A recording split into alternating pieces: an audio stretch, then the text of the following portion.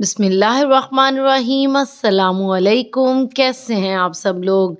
आज cooking with decor के kitchen में बड़ी ज़बरदस्त सी रोटी बनने जा रही है जो आपका वेट भी लॉस करेगी। और अमूमन ये होता है, बल्कि मेरे साथ तो बहुत हुआ था कि मुझे ये रोटी पकानी बिल्कुल नहीं आती थी।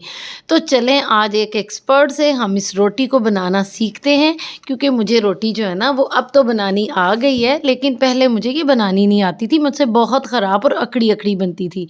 इसके लिए 1 कप मैंने जौ का आटा ले लिया है। उसके अंदर बिल्कुल थोड़ा सा आपने घी डालना है और नीम गरम पानी से इसको गूंदना है। थोड़ा सा सॉल्ट डाल लें अगर आप चाहते हैं तो।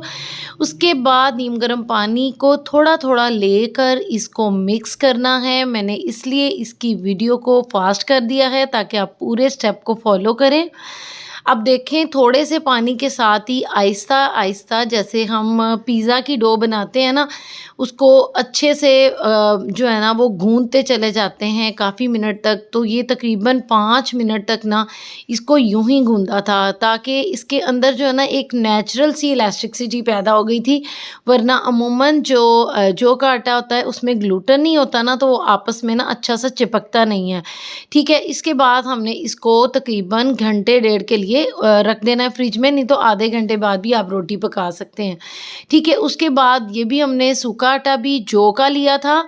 और उसके बाद आप देखें कि ये कितनी ज़बरदस्त रोटी बिल रही है। यकीन करें कि मेरे से बिल्कुल रोटी नहीं बिलती थी।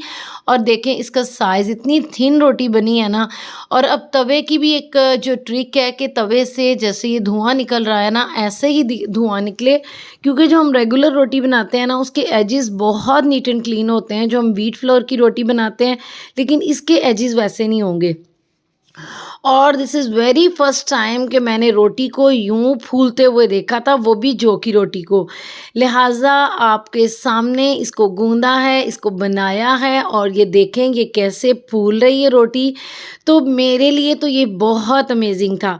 ठीक है, क्योंकि मुझे करना था वेट लॉस अपना, तो मुझे इस रोटी को बनाना सीखना था। क्योंकि मैंने अपने मदर ला के हाथ से रोटी खाई थी, तो मैं बिलीव नहीं कर रही थी कि ये रोटी जो है ना वो जौ की है। मैं गंदम की ही समझ रही थी। एनीवेज, मैं जौ का आटा और रोटी उनके घर जाके उनके सामने उनसे पकवाई। तो फिर उसके बाद मैंने वैसे ही इसको ट्राई किया काफ़ी दिन तक। अब मैं इसको अच्छे से बना लेती हूँ और मेरी रोटी भी ऐसे ही फूलती है। तो इसको बनाइएगा और अपना वेट लॉस कीजिएगा, क्योंकि इसके अंदर बहुत कम कैलोरीज होती है और ग्लूटेन भी इसमें नहीं होता। दुआओं में याद रखिएगा। बहुत बहुत शुक्रिया।